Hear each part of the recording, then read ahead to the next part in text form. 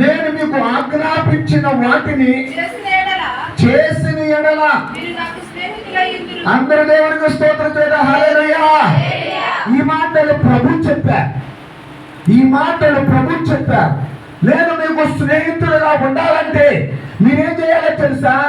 నేను మీకు ఏం చెప్పానో అది మీరు చేయాలి. ఏమైతే ఆజ్ఞాపించానో వాటిని మీరు కైకొనాలి. ఏదైతే చెప్పానో వాటికి విధేయత చూపించాలి. ఏమైతే చెప్పానో అది మీరు చేస్తే నాకు స్నేహితులు అవుతారు. కనుక ఈరోజు అంతా కూడా ఒక మరి ఏది అంటారు, అది ఫ్రెండ్షిప్ బ్యాండ్ పెట్టుకుంటా అంత ఫ్రెండ్షిప్ మరి స్నేహితులుగా ఉన్నారు. అలా చెప్పుకుంటా ఉన్నారు. చాలా వాట్సాప్లో కానీ అలా టీవీలో కానీ అంత ఇదే మోసపోతూ ఉంటుంది. ఫ్రెండ్షిప్ డే కనుక ఒక రోజు స్నేహితులకు ఒక రోజు ఇచ్చారు, అదే ఫ్రెండ్షిప్ డే. ఇక్కడ అంటారు కదా, ఒంటరితనము రెండు విధానం కనబడింది. ఏ తనం అంట? ఒంటరితనం రెండు విధాలు. అది ఎలాగంటే భౌతికమైన ఒంటరితనం. అంటే చూస్తా ఉండగా ఈ ఒంటరితనం అందరూ ఉంటారు కానీ ఒంటరితనంగా ఉంటారు. అది పోవాలయ్య అంటే కుటుంబ సభ్యులు కలిసి ఉంటే, ఆ కుటుంబ సభ్యులు కలిసి ఉంటే ఒంటరితనం పోతే. రెండోది ఒంటరితనం ఏంటి అంటే అంతరంగంలో ఒంటరితనం ఉంటుంది. అంటే లోపల అది చెప్పుకోవడానికి లేదు కానీ లోపల ఉంటుంది. లోపల ఫీల్ అవుతూ ఉంటాం అంట. చూసావా? ఏంటో ఇట్టున్నారు అంటే అంటారు, ఇట్టున్నారు ఏమిటనా అంటే లోపల ఒంటరితనం. ఇది దేని వల్ల పోతుంటే స్నేహితుల వల్ల పోతాయి. స్నేహితుడు చెప్పుకుంటాడు అంతరంగంలో, అరే నాకు ఇది కలిగిందిరా, నాకు ఇది అయిందిరా, ఇదిరా అంటే వాడంటాడు పర్వాలేదురా అని కొంచెం చెప్పుకుంటా ఉంటారు. అది ఒంటరితనం పోయింది. ఒకటి భౌతికముగా ఒంటరితనమేమో కుటుంబ సభ్యులతో పోతే, అంతరంగంలో ఒంటరితనం దేనితో పోతే? స్నేహితులతో పోతే. కనుక ఇలాగ మనం చూస్తే అన్ని బంధాల కంటే గొప్ప బంధం స్నేహ బంధం అన్నాడు. ఏ బంధం అంట? అన్ని బంధాల కంటే స్నేహ బంధమే గొప్ప బంధం అన్నారు. అయితే ఇక్కడ మరి చూస్తే మనం చూసినప్పుడు అంటాడు, ప్రాణము పెట్టువాడు ప్రాణము ఇదిగో మాత్రమే నిజ స్నేహితుడు. అది ఎవరయ్యా అంటే యేసయ్య ఒక్కడే. దేవునికి స్తోత్రం. హల్లెలూయా. కనుక ఇక్కడ మనం చదువుకుంటే ప్రాణ పెట్టే స్నేహితుడు ఎవరయ్యా అంటే యేసయ్య ఒక్కడే. ఆ స్నేహితుడు ఎవరయ్యా అంటే యేసయ్య ఒక్కడే. ప్రాణం తీసే కపట స్నేహితుడు ఉన్నాడు, ఒకడు సాతాను. అది యోధ. స్నేహితుడే కానీ ఏం చేశాడు? కపట స్నేహితుడు. స్నేహితులు ఉంటారు, నీతో కూడా ఉంటారు. వాళ్ళు ఎట్టుంటారు? కపటంగా ఉంటారు. ఎదుగుతుంటే ఎదగనీరు. ఏదో ఒక రకంగా ముందుకెళ్తే ఏదో మాట మాట్లాడుతూ ఉంటారు. ముందు వెనకెళ్తే ఏదో ఒకటి చెప్తా ఉంటారు. స్నేహితులు ఉంటారు. వీళ్ళు స్నేహితులే మీకు. వాళ్ళు ఎవరు? కపట స్నేహితులు, సాతాను. అదిగో ఆ స్నేహంతో ఉన్నట్టుగా ఉంటారు అనే మాట మనం చూస్తాం. ఇది ఇంకా మనం చదువుకుంటే ఇదిగో దేవుడు మాత్రమే నిజ స్నేహితుడు. ఇక్కడ మనం చదువుకుంటే 2వ దినవృత్తాంతముల గ్రంథములో 20వ అధ్యాయములో 5వ వచనం నుండి చదువుకున్నాం. యేసైతే స్నేహం చేసిన వ్యక్తి ఒక అతను ఉన్నాడు, అతని పేరు అక్కడ రాయబడి ఉంది. 2వ దినవృత్తాంతముల గ్రంథము 20వ అధ్యాయము 5వ వచనం.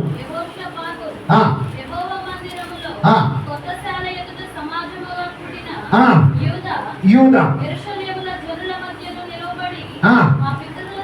మా పితరుల దేవా యెహోవా,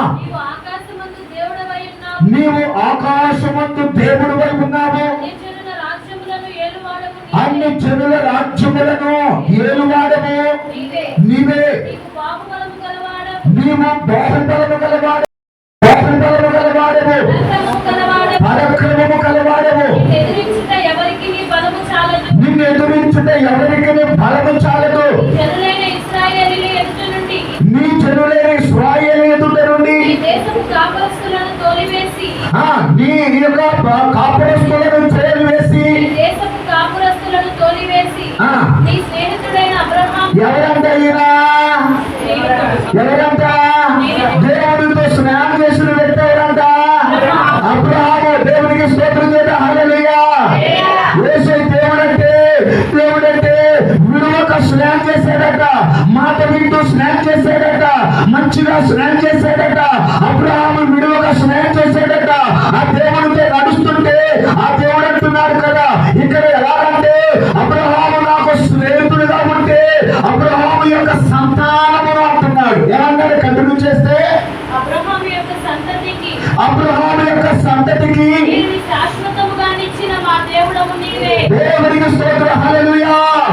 దేవునికి స్నేహమును చేసినట్లయితే ఎన్నో రకాల ఫలమునిస్తాడు, ఎన్నో రకాల వాగ్దానం ఇస్తాడు, ఎన్నో రకాల జీవితాలు ఇస్తాడు, ఎన్నో రకాల ఇదిగో మరి నీకు కావలసిన భూ సంబంధమైన ఆశీర్వాదములు, ఈ పరలోక సంబంధమైన ఆశీర్వాదములు దేవుడిలో ఉన్నాయి. దేవునికి స్తోత్రం, హల్లెలూయా, హల్లెలూయా.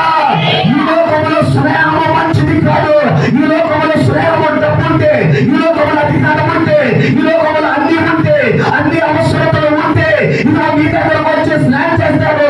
అదైనా కానీ అది కపట స్నేహమే, అది కొంతకాలమే. నిన్ను ఉంచే వారికి, నిన్ను నాశనం చేసే వారికి, నిన్ను పాడు చేసే వారికి, నిన్ను ఏదో రీతిలో ఎక్కడో చోట ఉంచే వారికి ఆ స్నేహము యేసయ్య స్నేహం ఏంటో తెలుసా? మరణము వరకు. దేవునికి స్తోత్రం, దేవుడట ఇదిగో స్నేహితుడిగా పిలవడుతూ ఉన్నాడు. దేవుని స్నేహం చేశాడు. ఈ రోజున ఇదిగో మరి ఆ యొక్క ఏదో మనం కట్టుకుంటే వచ్చే స్నేహం కాదు. ఈ లోపల ఫ్రెండ్షిప్ అనేది కొంతమందికే, కానీ దేవుడితో స్నేహము అంతము మటుకు. దేవునికి స్తోత్రం. అందుకోసం ఇక్కడ అంటాడు కదా, దేవుని యొక్క వాక్యాన్ని మనం జాగ్రత్తగా మనం చదువుకుంటే ఇక్కడ యాకోబు పత్రికలో 2వ అధ్యాయం 23వ వచనంలో చెప్తున్నాడు ఆ మాట. 2వ అధ్యాయం 23వ వచనం. కాబట్టి అబ్రహాము దేవుని నమ్మెను, అది అతనికి నీతిగా ఎంచబడెను, అది లేఖనము నెరవేర్చబడెను, మరియు దేవుని స్నేహితుడని అది ఏం పేరు తెలుసుకున్నాడు అంటే దేవుని స్నేహితుడు అంట. ఒకసారి మనం స్నానం చేసి కొంతకాలం అయిన తర్వాత వాటి స్నానం చేసాడు కొన్ని డేంజర్ అంటాడు. వాడు మైండ్ సెట్ అంతా కూడా మంచిది కాదు. వాడు ముంచేస్తాడు. డబ్బులు ఉంటే ఒకటి ఉంటాడంటే డబ్బులు లేకపోతే ఒకటి ఉంటాడు. అది ఎంతమంది చూసామ్మా. చూడలేదా మా అత్తమ్మ గారు? చూడలేదా? చూడలేదనుకుంటా. ఎంతమందినో చూసామ్మా. దేవునికి స్తోత్రం. అందరూ ఒకలాగే ఉండరు, ఒక మనసాక్షి కలిగి ఉండరు. రకరకాల ఆలోచనలు, రకరకాల తలంపులు, రకరకాల విధానం, ముందు ఒకటి వెనక ఒకటి. కానీ యేసయ్యను నమ్ముకుంటే ఆయన నీకు అంటాడు కదా. అదిగో రాసుకున్న మాట ఏంటో తెలుసా? ఆయన చెప్పిన మాట ఏంటో తెలుసా? ఆయన చెప్పాడు లాస్ట్కి అంటాడే కదా. అదిగో అక్కడ ఒక మాట మాట్లాడుతూ ఉన్నాడు. ఏమన్నాయా అంటే ఇదిగో మరి ఆ యొక్క మరి ఆయనను నమ్ముకున్నటువంటి మనకు ఏం చేస్తున్నాడు అయ్యా అంటే ప్రాణము ఆయన అంటున్నాడు. అక్కడ అంటాడు యోహాను సువార్త 15వ అధ్యాయం 15వ వచనం. అయిపోయింది. ఇక 15 దాసుడు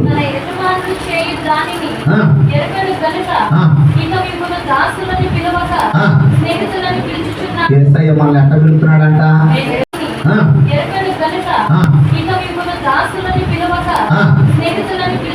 యేసయ్య మనల్ని ఎట్ట పిలుస్తున్నాడంట? తప్పుగా ఉన్నావు నువ్వు అని అన్నడంట. దాసుడు వద్దు, నా స్నేహితుడివి, మై ఫ్రెండ్, నాకు నిజమైన స్నేహితుడు నువ్వే. నేను నిన్ను స్నేహితుడని పిలుస్తా, నేను దాసుకున్నాను. ఇదిగో నేను స్నేహమని పిలవను, దాసుడని పిలవను, తక్కువగా చూడను. నేను ఎలాగున్నా తెలుసా? నాకు నువ్వు స్నేహితుడివి. దేవునికి స్తోత్రం అని పిలుస్తాడంట ఆయన. మనల్ని ఎట్లా పిలుస్తున్నాడు అంటే ఆయన స్నేహితుడిగా మనలను ఆయన పిలుస్తూ ఉన్నాడు. ఎంత ప్రేమ తెలుసా? ఆయన ప్రేమ ఎంత వచ్చేసి ఇక్కడ ఒక మాట అంటాడు. యెషయా గ్రంథం 41:8 అంటాడు కదా. 41:8 నా సేవకుడైన ఇశ్రాయేలు, నేను ఏర్పరచుకొనిన యాకోబు, నా స్నేహితుడైన అబ్రహాము సంతానమా,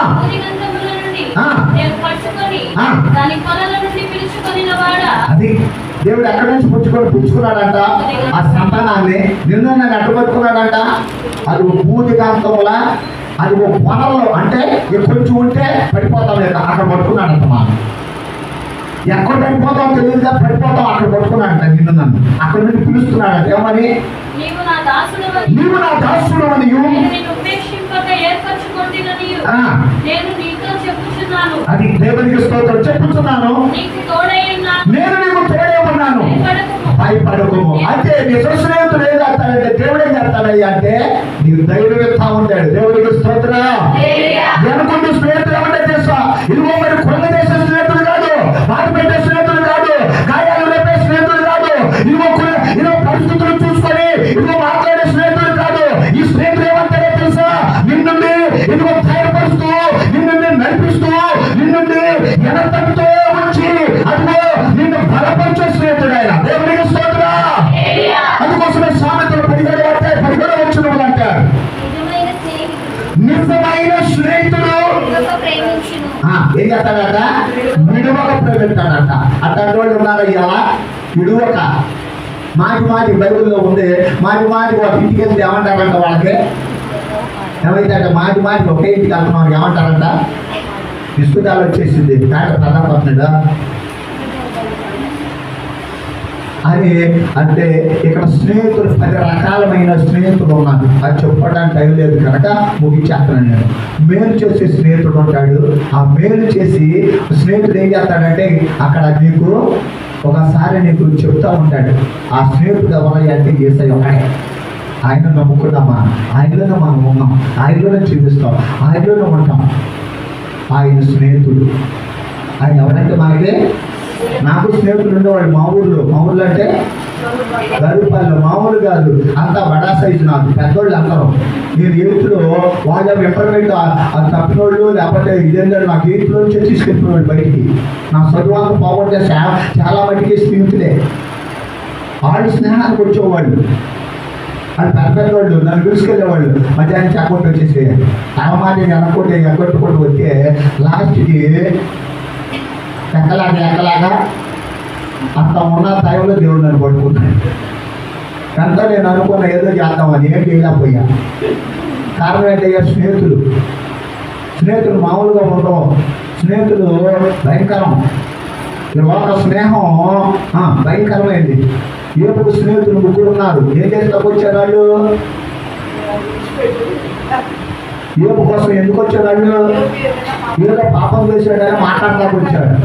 వచ్చి ఒకళ్ళమ్మట ఒకటి 2వ అధ్యాయం కాడి నుంచి 41 దాకా ఏ కొట్టుడు కొట్టారు. ఒకరి తర్వాత ఏదో చేసావు. లాస్ట్కి ఏపు గురించి మాట్లాడుతూ అన్నాడు, తన స్నేహితుల కోసం ప్రార్థన చేసింది అన్నాడు. దేవునికి స్తోత్రం. నా దగ్గర కూడా జ్ఞానం ఉంది. అక్కడ ఎదుగునప్పుడు ఇప్పుడు జాగ్రత్త మాట్లాడతారు. మన పూర్వ విద్యార్థుల యొక్క అది ఏమంటారు, గెట్ టుగెదర్ సమావేశం కలయిక. దానికి చూస్తే నన్ను అందరూ పెట్టబోయారు. అప్పుడు నేను మామూలుగా ఎలాగంటే అంతా చీపు కదా, అంటే ఏది అక్కడ ఎట్టబట్ట అక్కడ ఉన్నామండి.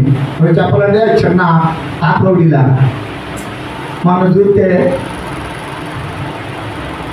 డేవిడు అమ్మాయిగా అంటారు. ముందు ఒక వెనక ఒక రానాల లెక్క. అంటే నన్ను అనుకోండి, నేనేమో అనలేకపోతున్నావురా, నేనేమో అనలేకపోతున్నావు డేవిడ్, నేను చూస్తాను అంటే మనవాడు ముస్లిం అక్కడ ఆ స్నేహితుడు అన్నాడు, డేవిడ్ నిన్ను అసలు చూడగల, నిన్ను అసలు ఎక్కడ మారేవో నువ్వు నాకు అర్థం కావట్లేదు. నన్ను మార్చింది నా యేసయ్య. దేవునికి స్తోత్రం. మామూలు కాదు, అచ్చేది. అందరూ చూశారు. ఆడపిల్లలు ఆ రోజు చూసినప్పుడు భయపడేవాళ్ళు. అలాగే ఉన్న పిల్లలు ఇప్పుడు నేను వెళ్ళిపోయిన తర్వాత మళ్ళీ అడిగారు, డేవిడ్ వెళ్ళిపోయాడా అని. అంటే ఏ ఫోన్ చేశాడు అని నేను అడుగుతున్నారు, వీళ్ళు ఏం చేస్తున్నావు, ఎంతమంది పిల్లలు ఏం చేస్తున్నావు అంటే పిలుస్తున్నాను. నేను ఆల్రెడీ మంగళగిరి దాకా వెళ్ళిపోయాను, కాళేశ్వరి దాకా మంగళగిరి దాకా వెళ్ళిపోయాను. రమ్మన్నారు రా అన్నాడు. అని నేను రాట పోతపల్లి అన్నాను. అప్పుడు అంటున్నాను, వాళ్ళ ఆడపిల్లలు అంటున్నారు అక్కడ పాత్రయాత్రకి వెళ్ళే కావాలి. దేవునికి స్తోత్రం. హల్లెలూయా. ప్రార్థన తీసుకుంటే ఎల్లుంటే అలాంటి వాళ్ళు హిందువు కాదు, కానీ వాళ్ళకి ఏమో తెలుసు పాత్ర దగ్గరికి ఇంకేమి గెట్ టుగెదర్లో మైండ్ పోయిందంటే అప్పుడు రోజులు చూస్తే అసలు అందరికి అప్పుడేమో మాకు ఏకో తోటలు రాలా అన్ని ఇప్పుడు చూసేసరికి పెద్దవాళ్ళు అందరూ నాకంటే పెద్దవాళ్ళు ఉన్నారు, నాకు సమానం ఉన్న వాళ్ళు ఉన్నారు. అందరూ చూస్తే అందరూ కూడా చాలా ఆపోజిట్ అయిపోయారు, అంత మారిపోయారు. కొంతమంది ఉన్నారు, కొంతమంది లేరు. కానీ ఆ స్నేహాలలో వేరు చేసి దేవుని స్నేహం చేసి ఈరోజు ఒక ప్రత్యేక స్థానం ఇచ్చాడు నా యేసయ్య. చెప్పబడి ఊహకు అందదు. అప్పుడప్పుడు స్నేహితులు ఫోన్ చేస్తారు, ఎలా ఉన్నావు, బాగున్నావా, ఎంతమంది పిల్లలు, ఏం చేస్తున్నావు, చాలా చేస్తున్నాను నేను, ఎప్పుడన్నా విజయవాడలో వస్తామంటారు. కానీ ఈ స్నేహితులలో విలువ ఉంది. నీ జీవితంలో నా జీవితంలో కూడా ఇచ్చాడు. ఆయన విలువకు ప్రేమిస్తాడు. అట్టి ప్రేమ ప్రభు మనకి ఇచ్చిన దాకా, ఆయనలో నమ్మి ఆయన నడుచుకుంటున్న దాకా. ఈ స్నేహితులు ఒక ఏం చేశాడు అప్పుడు అంటే ఆ రోజుల్లో అంటే 95 టైం అంత ముందు ఇక టైంలో ఏం జరిగిందంటే సినిమా తీసుకెళ్ళాడు నన్ను. మా ఇంట్లో తెలియకుండా నేను వెళ్ళిపోయేవాడిని. ఎందుకంటే స్నేహితులుగా అదే అంటే డబ్బులు ఉండవుగా, మాది తక్కువ కదా. అంటే స్నేహితులుగా ఏం చేశారంటే మేము అందరం రైల్లో నుంచుంటే ఒకటి వెనకాల నుండి అందరికన్నా ముందు అతను భుజాల మీద నడుచుకుంటా అతన్నాడు. క్యూలో వెనకాల ఉన్న వాళ్ళు అది కిక్కిస్ ఉంటుంది కదా, ఎంత ఉంటుంది కదా డిక్కి, మా భుజాల మీద నడుచుకుంటూ వస్తున్నాడు ఒకడు. అంటే అంత భయంకరమైన స్థితి. అంటే భయంకర స్థితి అంటే ఊపిరి ఆడదు, అంత పరిస్థితి. అలాంటి పరిస్థితి, అలాంటి చెడు జీవితం, అలాంటి పాప జీవితం నుండి విడిపించేది ఒక ప్రభు ఒక్కడే. దేవునికి స్తోత్రం. ఆశ్చర్యం కలిగింది నా జీవితంలో. నాన్న, అమ్మ, పిల్లలు, మీ అందరూ 8 మంది సంతానములు ఫస్ట్ పిలిచింది సేవకు నన్నే. దేవునికి స్తోత్రం. అన్ని వదిలిపెట్టేసి కట్టుబట్టలతో ఈ గంగూరు రావడానికి, కట్టిపాడు గంగూరు రావడానికి కట్టుబట్టలే, ఇది ఏది లేదు. ఈ రోజున సమస్తం ఇచ్చింది ఆ నిజమైన స్నేహితుడే. దేవునికి స్తోత్రం. నన్ను విడిచిపెట్టలా. ఎన్ని పండుగలు వచ్చినా, ఎన్ని కష్టాలు వచ్చినా, ఎన్ని బాధలు వచ్చినా విడిచిపెట్టకుండా ప్రేమించి ఆశీర్వాదించింది నిజ స్నేహితుడు యేసయ్యే. ఆయనలోనే నా జీవితం, ఆయనలోనే నీ జీవితం, ఆయనలోనే మనందరి జీవితాలు కొనసాగిద్దాం. దేవుడు ఈ మాటలు ప్రభు మన వినికిడిలో దీవించును గాక. మీరు ఉన్నారు ఆరాధన కీర్తనలో 116 కీర్తనలో మీరు ఉన్నారు. అందరి బట్టి నీ స్తోత్రాలు. అలాగే తండ్రి నాయన, ఇదిగో మొదటి సందేశములో, పునరుత్థానములో, విశ్రాంతి దినములలో ఇదిగో ప్రత్యేకత అనేది వర్తమానములు మీరుండి నాయన, ఇదిగో నాయన మీ కుమారుని బలపరిచి మీరు వాడుకున్నందుకు స్తోత్ర. అలాగే తండ్రి నిజ స్నేహితుడిగా మీరు ఉన్నారయ్యా. నీ ఆజ్ఞలు మేము గైకొన్నప్పుడు నాకు స్నేహితులే అయి ఉంటారని చెప్పావయ్యా. మేము స్నేహితులుగా మేము ఉండాలంటే నీ మాటలు మీరు వినాలి, నీ ఆజ్ఞలు మేము కైకొనే రీతి మాకు దయచేయండి. సంఘాన్ని బట్టి నాయన, పెద్దలు బట్టి నాయన, స్త్రీల సమాజాన్ని బట్టి నాయన, ఎవరి బిడ్డలు బట్టి నాయన, ఈ చిన్న బిడ్డలు బట్టి నాయన, వృద్ధాపులు తల్లులు బట్టి నాయన, ఈ స్థలంలోకి వచ్చిన ప్రతి ఒక్కరి బట్టి స్తోత్రములయ్యా. బయటకు వచ్చిన ఎండలో బిడ్డలకు నాయన అయ్యా నీ ప్రత్యేకమైన దీవులతో నింపండి అయ్యా. నాయన ఆ ఫలములు నాయన దయచేయమని అడుగుతున్నా. ఈ సంఘ పరిచర్యలు కొడుకులోని అవసరతలు నాకు తెచ్చున్నానా సహాయం చేయనా అయ్యా. అయ్యా కాలేజ్ వెళ్తున్న బిడ్డల కొరకై, అయ్యా నాయన, అయ్యా స్కూల్కి వెళ్తున్న బిడ్డల కొరకై, ఉద్యోగాలు వెళ్తున్న బిడ్డలకై, చేతి పని చేస్తున్న బిడ్డల కొరకై, డ్రైవింగ్ చేస్తున్న బిడ్డల కొరకై, ప్రతి ప్రయత్నం చేస్తున్న ప్రతి బిడ్డల కొరకై ప్రార్థిస్తున్నా. మీ ఆశీర్వాదముతో నింపండి, సహాయం చేయనా. ఈ దినాన ప్రభువాని స్తోత్రములయ్యా. లేక ఇదిగో ప్రభు పిలుపు గాని బట్టి నాయన, సతుమిడి గాని బట్టి నాయన, కుమార్తె నాయన, ఇదిగో ప్రభు పురుషాన్ని బట్టి నాయన, ఈ రోజు నాయన అయ్యా ఇదిగో ప్రభు ఆడిపట్ల మీరు వచ్చి అయ్యా అనేకులు కాలేజీలు మీరు ఇచ్చిన సీట్ వర్గ స్తోత్రాలు మన నుండి వెళ్ళిపోతుండగా తోడు సహాయం చేయండి. వాళ్ళ ప్రేరు సిద్ధపరుస్తుండగా తోడుండండి. మంచిగా ఘనముగా జరిగించడానికి కృప చేయండి. ఇదిగో కార్తీక బాబు కొట్టి పెంచండి. ఇదిగో ప్రభు నాయన, ఇదిగో ప్రభు నాయన అయ్యా నన్ను ఇదిగో ప్రభు లంక అరగబల కుటుంబీకులందరూ మీరు కనికను సహాయం చేయండి. ఈ స్థలంలోకి వచ్చిన మా బిడ్డలందరూ మీరు కృపలో ఉంచండి. ఈ కాంతి తెచ్చిన పరిచయం మాడుకుని అందరూ ఫలము దాయించండి. అక్కడైనా అవసరతలైనా తెచ్చండి. సమృద్ధితో నింపి సహాయం వచ్చామని మమ్మల్ని చేతులకు అప్పగిస్తూ సమస్తమైన మా ఘనత ప్రభావములు మీరు పొందుకోమని యేసు క్రీస్తు నామములో అడిగి వేడుకుంటున్నాను తండ్రి. పరలోకమందున మీ నామం పరిశుద్ధపరచు, మీ రాజ్యం మీ చిత్తు పరలోకమందున భూలోకమందున మడిలో ప్రార్థించేవారు క్షమించడం మా ప్రార్థన దీక్ష వంశోధులు ఏకాదశి రాజ్యము శక్తి మహిమ నిరంతరం జ్ఞానం ఆమె తండ్రైన దేవుని ప్రేమ కుమారుడైన యేసుక్రీస్తు కృప పరిశుద్ధాత్మకుల సహవాసము సన్నిధి మనందరికీ సకల లోక భక్తులకు దూరంలో ఉన్న బిడ్డలకు దగ్గరగా ఉన్న బిడ్డలకు విదేశాల్లో ఉన్న బిడ్డలకు దేవుడు సదాకాలం తోడే ఉండి నడిపించిన దాకా